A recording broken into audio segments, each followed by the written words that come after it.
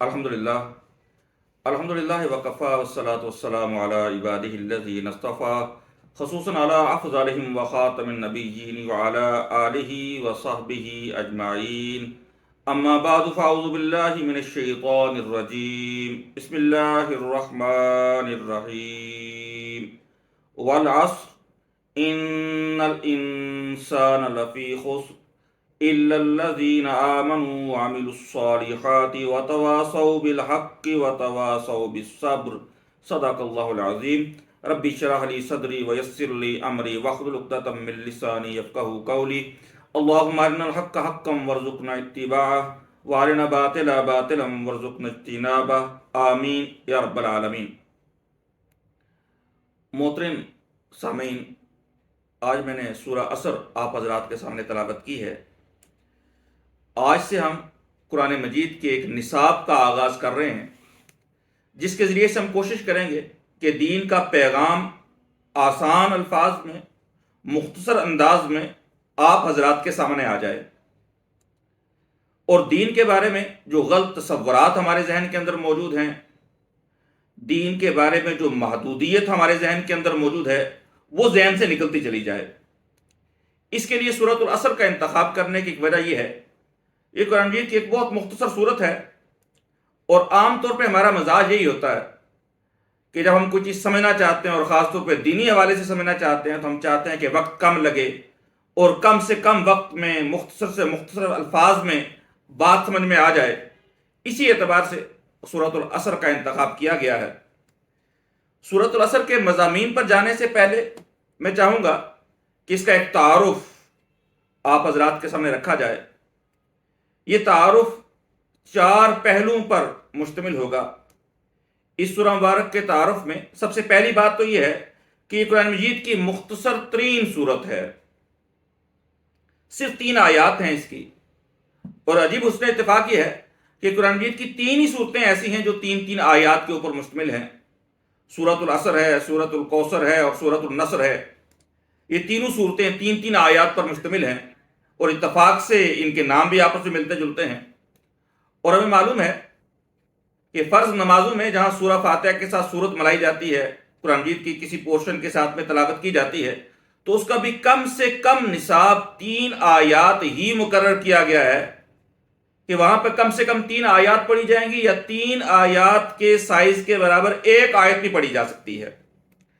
تو اس اعتبار سے میں عرض کر رہا تھا کہ قرآن مجید کی مختصر ترین صورتوں میں سے ایک ہے۔ اگر آپ الفاظ کا جائزہ لیں تو سورۃ الکوثر صرف 10 الفاظ پر مشتمل ہے، سورۃ العصر 14 الفاظ پر مشتمل ہے، اور سورۃ النصر جو ہے وہ 17 الفاظ پر مشتمل ہے۔ گویا تعداد الفاظ کے اعتبار سے تو مختصر ترین سورت جو ہے وہ سورۃ الکوثر ہے، لیکن آج کا درس ہمارا سورۃ العصر پر مشتمل ہوگا۔ اللہ تعالیٰ سورۃ العصر کے مضامین کو ہمیں سمجھنے کی توفیق نصیب فرمائے۔ سورۃ العصر کے حوالے سے جو دوسری بات آپ حضرات کی کوشش گزار کرنی ہے، وہ یہ ہے کہ یہ قرآن مجید کی اولین صورتوں میں سے ایک ہے۔ یہ قرآن مجید کی ان صورتوں میں سے ہے جو بہت شروع کے اندر نازل ہوئی تھی۔ جب ہم سورۃ العصر کا ترتیب مصحف میں نمبر دیکھتے ہیں، قرآن مجید کے اندر اس کا نمبر دیکھتے ہیں، تو یہ سورت نمبر 103 ہے، اور اگر اس کو نزول کے اعتبار سے دیکھا جائے تو یہ قرآن مجید کی 13ویں سورت ہے جو نازل ہوئی ہے مکمل شکل کے اندر۔ وہ اس سے پہلے 12 وحیاں نازل ہو چکی تھی، 13ویں وحی جو ہے وہ سورۃ العصر پر مشتمل ہے۔ جب میں یہ کہہ رہا ہوں کہ سورۃ العصر قرآن مجید کی ابتدائی صورتوں میں سے ہے، ابتدائی وحیوں میں سے ہے، تو اس اعتبار سے سمجھنے کی ضرورت ہے کہ ابتدائی چیزوں کی اہمیت کیا ہوتی ہے۔ دنیا کے اندر جتنی بھی تحریکیں چلتی ہیں، جماعتیں وجود کے اندر آتی ہیں، انقلابات آتے ہیں، تو جو پہلی دعوت لوگوں کے سامنے رکھی جاتی ہے اس کی بہت ویٹیج ہوتی ہے، بہت اہمیت ہوتی ہے۔ یہی وجہ ہے کہ جب قرآن مجید نازل ہونا شروع ہوا تو بالکل آغاز ہی میں قرآن مجید نے اپنا پیغام بہت آسان لفظوں میں، بہت اختصار کے ساتھ لوگوں کے سامنے رکھ دیا۔ اور قرآن مجید کی جو ابتدائی صورتیں ہیں ان میں خاص بات ہے، اور وہ یہ کہ اس کے الفاظ سننے والے کو اپنے سحر کے اندر جکڑ لیتے ہیں۔ ایک واقعہ میں پہلے بھی کسی نشست میں آپ حضرات کو سنا چکا ہوں کہ طفیل دوسی عرب کے مشہور شاعر تھے، قریش کے بہکانے پر جب مکہ میں آئے اور طواف کر رہے تھے تو کانوں کے اندر روئی ٹھونس لی کہ کہیں محمد کا کلام میرے کانوں کے اندر نہ پڑ جائے صلی اللہ علیہ وآلہ وسلم، لیکن جو ہی اس کلام کو محمد صلی اللہ علیہ وآلہ وسلم کی زبان سے سنتے ہی فوراً ایمان لے آئے۔ تو قرآن مجید کی ابتدائی صورتوں کا انداز یہ تھا کہ فوراً متوجہ کرتی ہیں اور لوگوں کو اپنے سحر کے اندر جکڑ لیا کرتی تھیں، اور اسی کو غالباً حالی نے کہا، وہ بجلی کا کڑکا تھا یا صوت ہادی، عرب کی زمین جس نے ساری ہلا دی۔ تو یہ انداز جو ہے قرآن مجید کا، یہ بھی سورہ اثر کے اندر جو ہے وہ موجود ہے۔ ایک اور اعتبار سے دیکھیے، اگر ہم جائزہ لیں کہ جو پہلے وحیاں نازل ہو چکی تھیں 12، تو وہ کیا تھیں؟ سورۃ العلق ہے، اس کی پہلی 5 آیات جو ہیں پہلی وہی ہیں، اقرأ بسم ربک الذی، اقرأ بسم ربک الذی خلق، خلق الانسان من علق، اقرأ وربک الاکرم۔ پھر سورہ نون کی آیات ہیں، سورہ مزمل کی آیات ہیں، سورۃ المدثر کی آیات ہیں۔ اگرچہ کہ یہ آیات تو ہیں، لیکن اگر یہ سمجھنے کی کوشش کی جائے کہ کیا اسلام کا پیغام جامع انداز میں ان صورتوں کے اندر آ گیا، تو ایسی بات نہیں تھی۔ 5ویں وہی سورہ فاتحہ پہ تھی، اور سورہ فاتحہ اصل میں کیا ہے؟ ایک قلب سلیم والے دل کی آواز ہے، ایک ہدایت کے متلاشی انسان کی دعا ہے۔ یہ اس کے جو بعد کی صورتیں ہیں، سورہ لہب ہے، سورہ تکویر ہے، سورۃ الاعلیٰ ہے، سورۃ اللیل ہے، اس کے اندر کیا کیا گیا کہ نبی اکرم صلی اللہ علیہ وآلہ وسلم کی جو شان ہے اس کو بیان کیا گیا ہے، اور جو مشرکین مکہ آپ صلی اللہ علیہ وآلہ وسلم کے اعتراضات کیے جا رہے ہیں ان کا جواب دیا جا رہا ہے۔ 12 وحیاں انہی مضامین پر مشتمل ہیں، اور 13ویں وحی کے اندر اللہ جل شانہ نے اپنی تمام دعوت کا، اپنے تمام پیغام کا ایک خلاصہ لوگوں کے سامنے رکھ دیا۔ اور یہ کہا جا سکتا ہے جیسے آم کی گٹلی کے اندر ایک پورا کا پورا آم کا درخت موجود ہوتا ہے، اسی طرح سورۃ العصر وہ بیج ہے جس کے اندر تمام قرآن کے مضامین جو ہیں وہ موجود ہیں۔ اللہ تعالیٰ اسے سمجھنے کی توفیق نصیب فرمائے۔ تیسری بات جو سورہ مبارکہ کے حوالے سے بہت اہم ہے کہ یہ قرآن مجید کی آسان ترین سورت ہے۔ جو الفاظ میں نے آپ حضرات کے سامنے رکھے بڑے قابل غور ہیں۔ یہ قرآن مجید کی اولین سورت نہیں ہے، اولین میں سے ایک ہے۔ یہ قرآن مجید کی مختصر ترین سورت نہیں ہے، مختصر ترین سورتوں میں سے ایک ہے، لیکن ابھی میں عرض کر رہا ہوں کہ یہ قرآن مجید کی آسان ترین سورت ہے۔ ویسے تو قرآن مجید کا دعویٰ یہی ہے، وَلَقَدْ يَسَّرْنَا الْقُرْآنَ لِلذِّكْرِ فَهَلْ مِن مُدَّكِرٍ، کہ ہم نے اس قرآن کو نصیحت کے لیے آسان بنایا ہے، تو ہے کوئی اسے پڑھے اور نصیحت حاصل کرے؟ سورۃ القمر کے اندر یہ آیت 4 دفعہ نقل ہوئی ہے۔ وہ قرآن مجید کا دعویٰ یہ ہے کہ قرآن مجید تذکر کے اعتبار سے، نصیحت حاصل کرنے کے اعتبار سے قرآن مجید دنیا کی آسان ترین کتاب ہے۔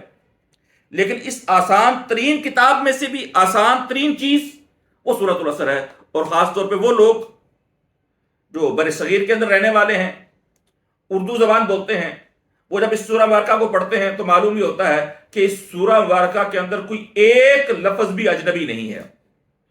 والعصر، ہم عصر کا لفظ جو ہے وہ عام سنتے ہیں، ان الانسان لفی خسر، انسان اور خسر کا لفظ عام سنتے ہیں، الا الذین آمنوا وعملوا الصالحات، ایمان کا، عمل صالح کا لفظ عام سنتے ہیں، وتواصوا بالحق وتواصوا بالصبر، اور حق کا اور صبر کا لفظ بار بار سنتے ہیں۔ صرف ایک لفظ جو ہے وہ اجنبی محسوس ہوتا ہے، اور وہ تواصوا ہے۔ اور اگر یہ معلوم ہو جائے کہ تواصوا کا لفظ وصیت سے بنا ہوا ہے تو اندازہ ہو جائے گا کہ واقعہ ہی اس سورہ مبارکہ کے اندر کم از کم اردو بولنے والوں کے لیے کوئی ایک لفظ بھی مشکل اور اجنبی نہیں ہے۔ اس سورہ مبارکہ کے تعارف کے حوالے سے چوتھی اور آخری بات کہ یہ قرآن مجید کی جامع ترین سورت ہے۔ پھر یہاں پہ میں الفاظ دوبارہ دہرا رہا ہوں کہ یہ قرآن مجید کی جامع ترین سورت ہے۔ اب سوال یہ پیدا ہوتا ہے کہ کس اعتبار سے جامع ترین سورت ہے؟ ویسے تو سورہ اخلاص جو ہے وہ توحید کے اعتبار سے ضربہ ثنام ہے قرآن مجید کا، آیت الکرسی اللہ کی صفات کے اعتبار سے قرآن مجید کا ضربہ ثنام ہے۔ جب میں یہ کہہ رہا ہوں کہ یہ سورہ مبارکہ جو ہے یہ قرآن مجید کی جامع ترین سورت ہے تو کس اعتبار سے کہا جا رہا ہے؟ تو قرآن مجید کا اصل مقصد نزول ہدایت ہے، لوگوں کو ہدایت دینا، لوگوں کو سیدھے راستے پر چلانا، اس اعتبار سے دیکھا جائے تو قرآن مجید کی جامع ترین سورت العصر ہے۔ اور صرف یہ کوئی میرا تاثر نہیں ہے، امام شافعی رحمہ اللہ تعالی کے حوالے سے 2 قول منسوب ہیں، وہ میں آپ حضرات کے سامنے رکھتا ہوں۔ اس سے اندازہ ہوگا کہ ہمارے اکابرین کے نزدیک بھی یہ سورہ مبارکہ بہت عام ہے۔ امام شافعی کا ایک قول تفسیر ابن کثیر کے اندر نقل ہوا ہے، لو تدبر الناس هذه السورۃ لوسعتهم، کہ اگر لوگ صرف اس ایک سورت پر غور کر لیں تو ان کی ہدایت کے لیے یہ کافی ہو جائے گی۔ اور ایک اور قول امام شافعی کا مفتی محمد عبدہ نے اپنی تفسیر 30ویں سپارے کی جو تفسیر ہے اس کے اندر نقل کیا ہے، لو لم ينزل من القرآن سواها لکفت الناس، اگر قرآن مجید میں اس سورہ مبارکہ کے علاوہ کچھ نازل نہ ہوتا تو تب بھی لوگوں کے ہدایت کے لیے کافی ہو جاتا۔ اور صحابہ کرام رضوان اللہ تعالی علیہم اجمعین بہت شدید محبت اس سورہ مبارکہ سے تھی۔ چند صحابہ کا طرز عمل تو یہ ملتا ہے کہ جب وہ ایک دوسرے سے ملتے تھے تو اس وقت تک جدا نہیں ہو جاتے تھے جب تک کہ ایک دوسرے کو سورۃ العصر سنا نہیں لیتے تھے۔ یہ کیوں ہوتا تھا؟ انہیں پتا تھا کہ جو قرآن کا اصل پیغام آسان ترین الفاظ میں، مختصر ترین الفاظ میں سورۃ العصر کے اندر موجود ہے، اگر ہم نے اسلام کا پیغام یاد رکھنا ہے تو اسے ہمیں دوسروں کے سامنے بار بار دہراتے رہنا چاہیے۔ تو یہ مختصر سا تعارف ہے جو سورۃ العصر کا میں نے آپ حضرات کے سامنے رکھا ہے۔ انشاءاللہ اس کے مضامین کو ہم تفصیل کے ساتھ آئندہ نشستوں کے اندر سمجھنے کی کوشش کریں گے۔ اللہ تعالیٰ آسانیاں پیدا فرمائے۔ وآخر دعوانا الحمدللہ رب العالمین۔